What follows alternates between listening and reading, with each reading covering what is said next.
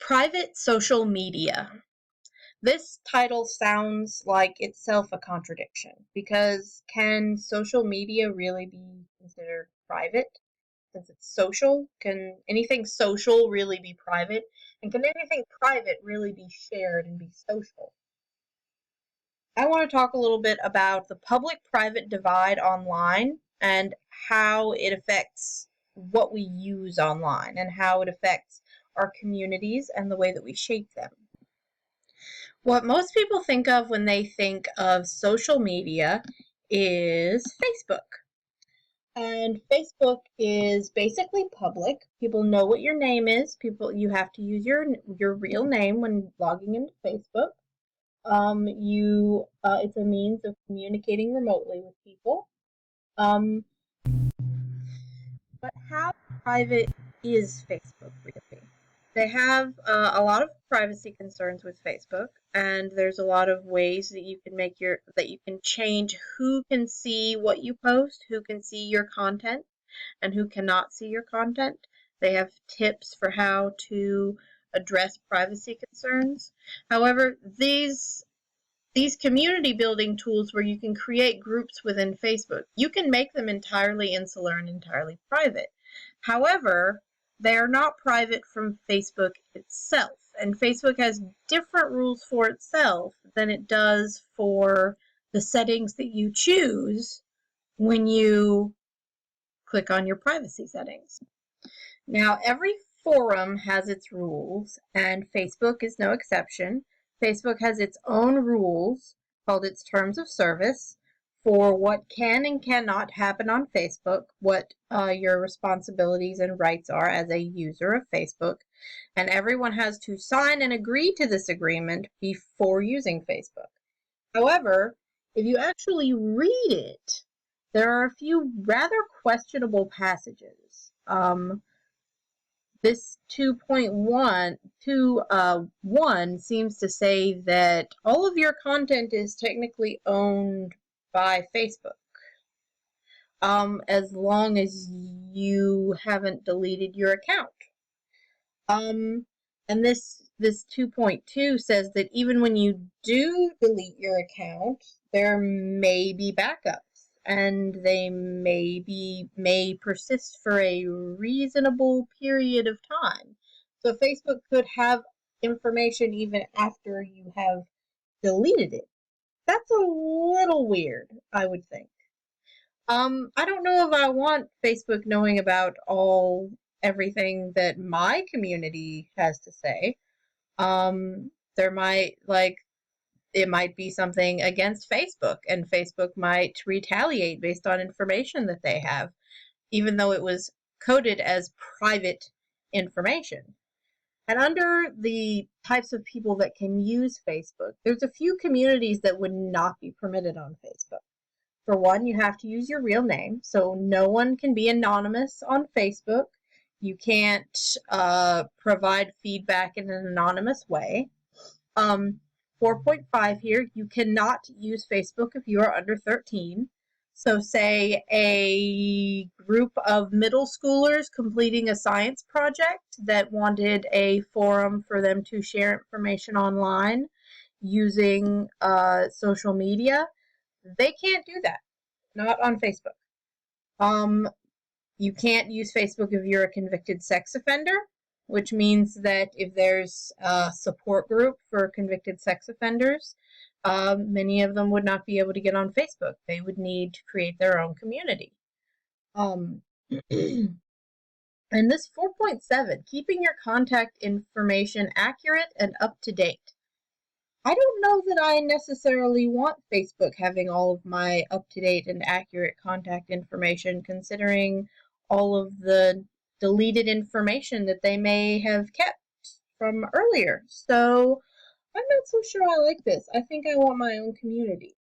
And that's a choice. That's a choice that people make. Facebook is very appropriate for many different activities in many different communities, but for some communities, more privacy is required. So this is a community that I'm a member of. it's a hobby of mine. I do a LARP once a month, which is live action role play where I pretend to be a vampire. It's pretty fun. And this is a community forum that we use between our games to role play and see what our characters can get up to between games and things like that. It's a useful forum with there's a strong public-private divide. There's very little information that you can see right now because I'm not logged in. But there are rules that you can see because there are rules in every forum. Obviously, I am not Becca Sturges. That's not my name, so I'm allowed to be anonymous on this forum. The people in this particular community do know who I am, but they don't have to. In this particular type of forum, I'm allowed to sign up with whatever name I choose. There are no rules about having to use my real name. Every forum has rules. Some rules are created by the person who made the forum, and some of those rules are created by the site that powers the forum. In this case, Forum Motion powers this particular forum. It's how this forum was made. And beyond the rules that are within the community itself, the social rules created by the administrators, there are overarching rules just like Facebook, privacy rules about what they can do with your information and things like that. But when you look at the rules for the Forum Motion forums, they're far less constraining and there's far less use of your content and information than Facebook requires. So this is a more private forum and it's more useful for a group that needs more privacy or that requires that privacy. Now, why might someone need greater privacy or security? Why might someone need to not be public? And why might someone need to use Facebook or not use Facebook? I gave a couple of examples of things that would be prevented by Facebook, but things that would be helped by greater interest in privacy and security. It has a lot to do with the mental health community, actually. There's social stigma to worry about. There's anxiety. There's the need for anonymity. This is an anxiety social network created for people with anxiety issues to anonymously get online and deal with anxiety problems and talk to other people about their anxiety problems. They can read therapist blogs, they can read anxiety blogs, there's emergency stuff, there's, places for them to speak to others that have the same issues.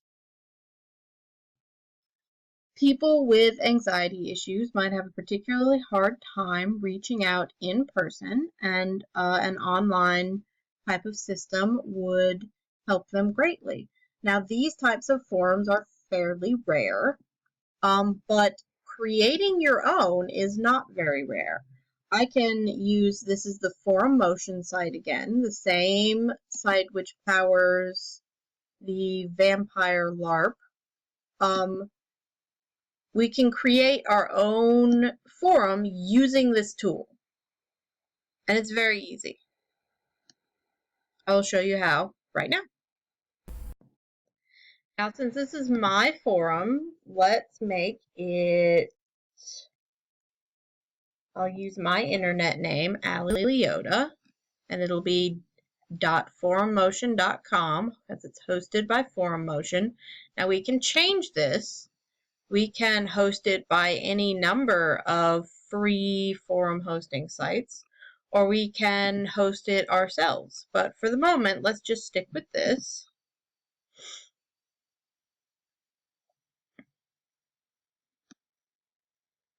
And then all we have to do is enter all the information for the forum. My forum focusing on privacy concerns in social media, especially as they affect the mental health community. Okay. So I just have to put in my email address so that they can verify that I'm a person. They will send me an email and I will reply to them or click a link and they will make me a forum. Now, as we wait for that email to come through so that they can identify me as a person, they have clearly stated here the rules for their forum. These are the things that you are not allowed to engage in, and everything else is free to do. No sexual or pornographic content, no hateful or abusive comment or content, etc. If you do these things, then you will be removed as a forum. But there's no information about how they use your information or how they maintain your information. There's none of that in the instructions for forum motion.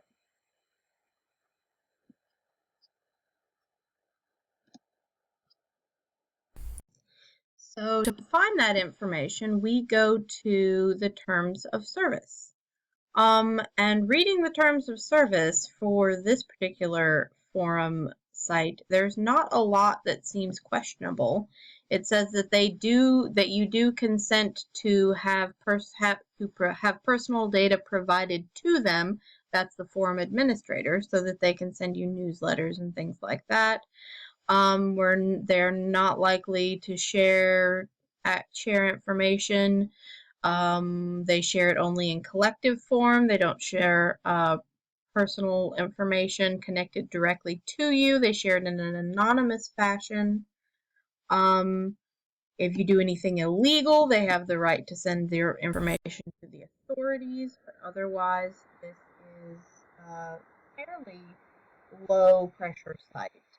You can refuse to provide personal information and or refuse the cookies in the browser, but it might mess up a couple features. But basically you have the option of being relatively anonymous, relatively private. This company is not going to use a whole lot of your personal information for any type of illicit purpose.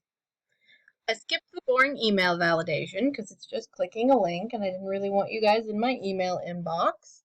But I have just created the forum and now I can access it. We can